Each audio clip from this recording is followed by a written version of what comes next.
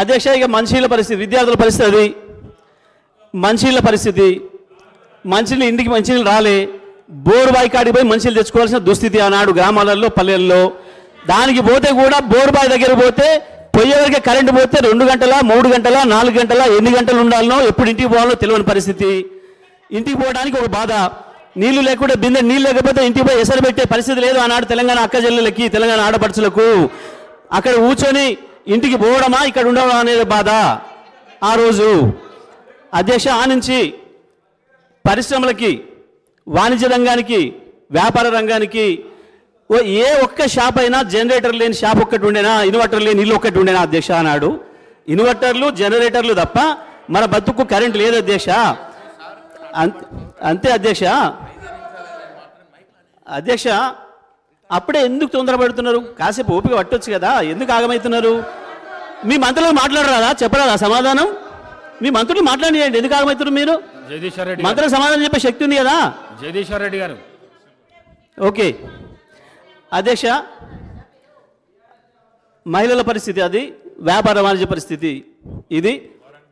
మంచిగా ఇక ఇండస్ట్రీస్ అయితే మీకు కూడా తెలుసు, ఇక్కడనే పాపం ధర్నా ప్రతిరోజు ఇండస్ట్రియలిస్టులు, ప్రపంచంలో పారిశ్రామికవేత్తలు కూడా ధర్నా చేసిన మొట్టమొదటి సందర్భం తెలంగాణలో మాత్రమే. ఆ రోజు సమైక్య ఆంధ్రప్రదేశ్లో, తెలంగాణలో, హైదరాబాద్లో మాత్రమే జరిగింది.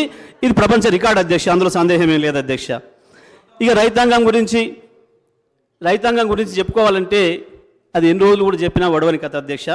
రైతాంగం పడ్డ బాధలు, రైతాంగం పడ్డ వ్యధలు, చచ్చిపోయిన రైతుల ఆత్మలు ఇప్పుడు కూడా చూస్తున్నాయి అధ్యక్ష. పైనుంచి ఈ అసెంబ్లీలో మనం ఏం మాట్లాడుకుంటున్నామో కూడా చూస్తున్నాయి అధ్యక్ష. అటువైపు నుంచి ఏం జరుగుతుంది, ఇటువైపు నుంచి ఏం జరుగుతుంది, ఎట్లా దబాయింపు జరుగుతున్నాయి అనేది కూడా పైన చూస్తున్నాయి అధ్యక్ష, అందులో సందేహం లేదు అధ్యక్ష. ఏముండే అధ్యక్ష, మొట్టమొదలు బండెడ్ల అమ్మే కాంచి మొదలైంది రైతు పరిస్థితి. బండెడ్ల అమ్మే నుంచి మొదలైతే చివరికి పుస్తలు అమ్ముకొని ఆఖరికి ఏ బోర్లు వేసిండో ఆ బోర్లు వేసిన భూమి కూడా అమ్ముకోవాల్సిన దుస్థితికి ఆనాటి రైతాంగం అధ్యక్ష. 10-20 ఎకరాలున్న రైతులు కూడా వారు మహబూబ్నగర్ నుంచి స్వయంగా మేము చూసాం అధ్యక్ష.